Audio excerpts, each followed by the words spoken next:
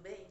O vídeo de hoje ele é direcionado para você que está fazendo um curso técnico, você que está fazendo um ensino superior e está com dificuldade aí em estar estudando, em estar compreendendo, em especial esses textos aí mais específicos do seu curso.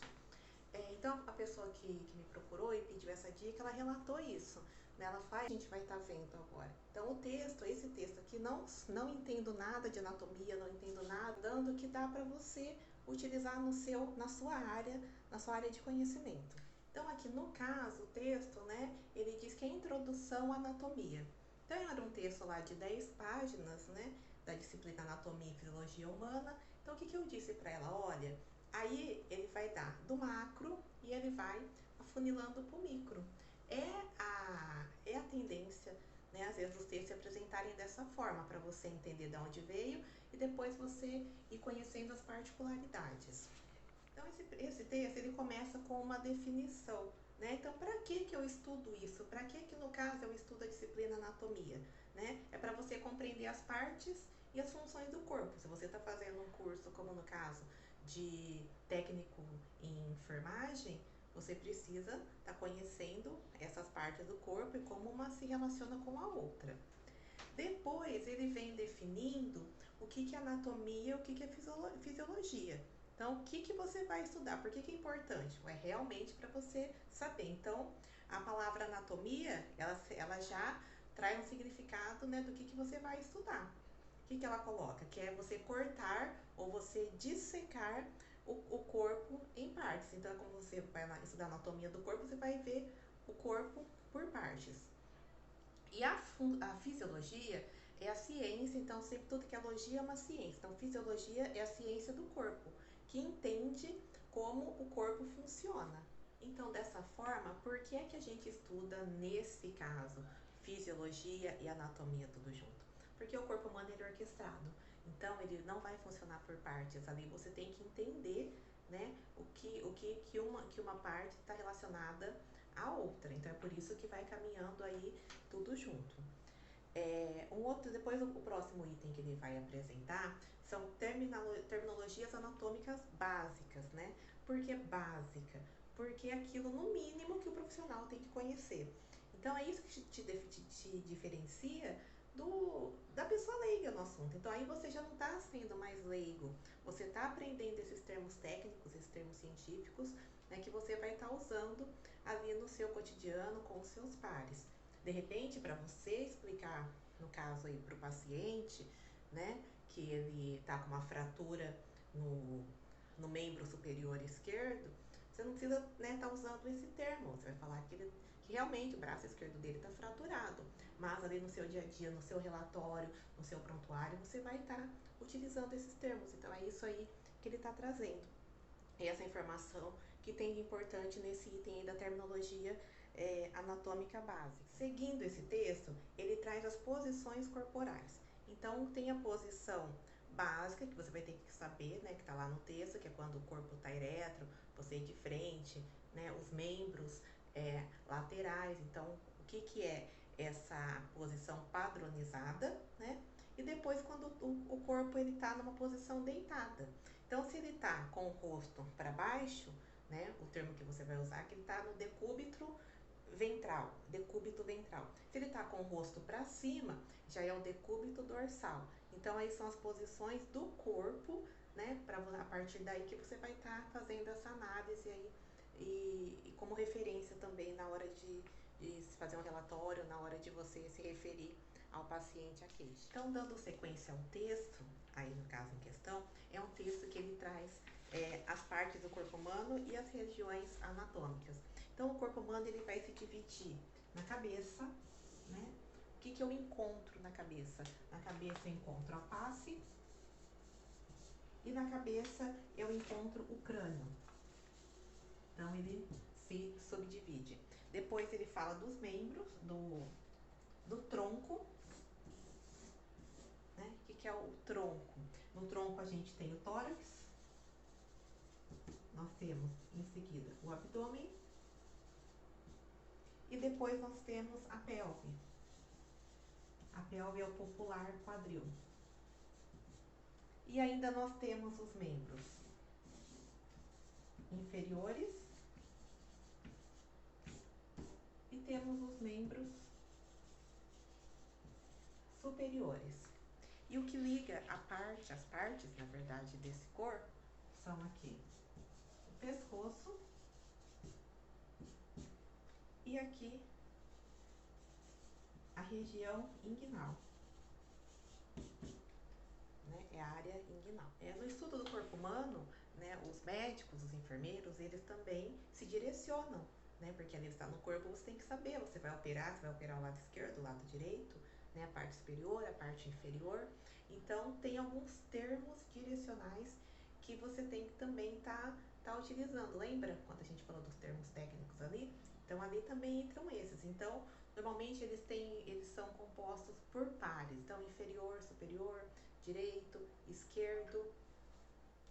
Quando chega no item planos e seções, né, ele faz o plano anatômico, ele descreve, faz um resumo, né, do plano anatômico do corpo humano e onde você localiza. Então, por exemplo, né, sagital, também chamado de plano sagital mediano ou médio sagital. Então, você pode encontrar, por que ele coloca isso, o professor, a professora?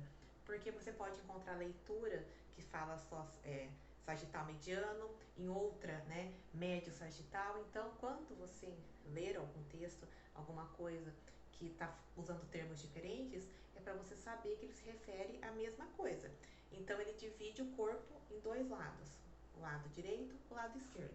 Então, isso aí são termos que você vai estar sempre imaginando. É como se fosse o meridiano de Greenwich, aquilo que divide a Terra. Não são linhas que não existem, mas que você tem que ter por referência quando você for estar localizando aí, no caso, um órgão, alguma coisa, falando de um tumor, de alguma doença aí no corpo humano.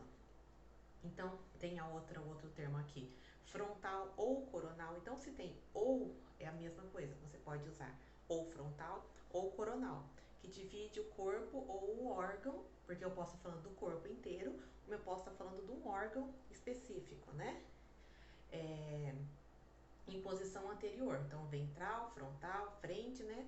Ou frente, ou posterior, dorsal, costas. Então, todos esses termos aqui que eu não vou estar lendo agora, então, para cada um que você lê, você vai ter que associar aí na sua mente, né? E pensando, então tenha sempre em mente, né? Esquematiza o corpo humano, esquematiza o órgão e vai tentando fazer uma relação do termo com alguma parte aí que você tenha estudado. Então, aí que você já vai estar colocando o seu conhecimento em prática. Então, seguindo, da mesma forma lá que os planos e seções, nas cavidades corporais, o texto também traz a mesma ideia. Então, primeiro ele define o que são cavidades corporais. Então, são espaços que envolvem os órgãos internos, né? Ossos, músculos, ligamentos e outras estruturas que separam diversas cavidades umas das outras. Porque a gente percebe que no nosso corpo tem locais que se concentram aí alguns órgãos. Então, é como se fosse essa cavidade, vamos usar um termo técnico, um buraco, né? Que estão ali ligados esses órgãos, esses sistemas aí. E aí, cada uma tem a sua definição. Então, a cavidade do crânio, por exemplo, então é formada pelo osso do crânio. E lá dentro, o que tem lá dentro? Tem o encéfalo, né? Que é o nosso cérebro. A canal vertebral, então, é onde se encontra a nossa coluna vertebral, aquilo que nos dá sustentação. Ali tem dentro dela a medula espinhal e os nervos espinhais também. Cavidade torácica, aqui no nosso tórax, né?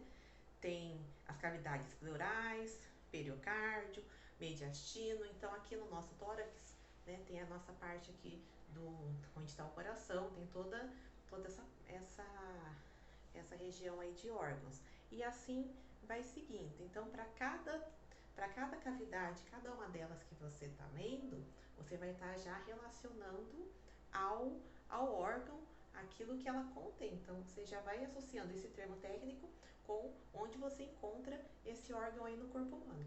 E no texto também, ele tem ilustração, né, que ajuda.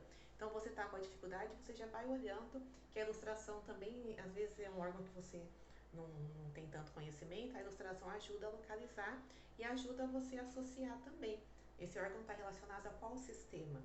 tá? Então fica como dica aí também. Depois ainda o texto finaliza falando das regiões e quadrantes abdominopélvicos, acho que eu falei, abdominopélvicos, né? Que ele traz aí? Ele traz essa região do abdômen. Então ele coloca, ele divide essa região do abdômen, pelve, toda essa parte aqui, de duas formas. Uma, ele utiliza o jogo da velha, né? Vou fazer aqui. O que é o jogo da velha?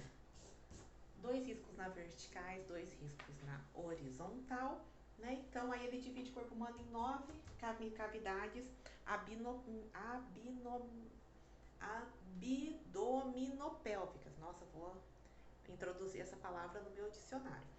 E para localizar, então lá no texto tem essas 9 regiões que a gente não vai aprofundar aqui.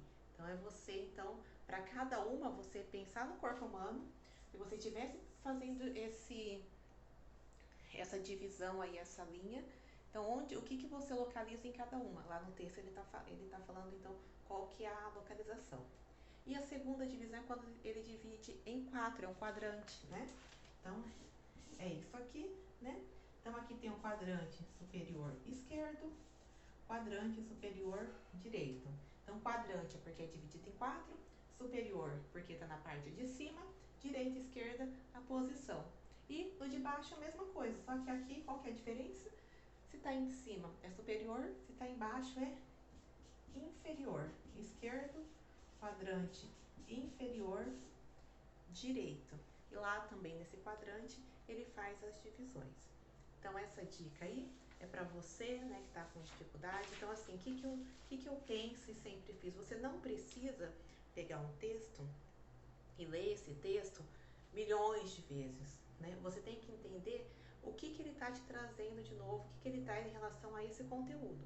Então, se é uma introdução como esse, é importante que você o quê? Que você tenha essa base sólida, porque todo conhecimento que vai vir daqui para frente, você vai precisar de todos esses requisitos, esses pré-conceitos aí bem estruturados na sua mente, tá bom? Então, bons estudos e espero que tenha colaborado.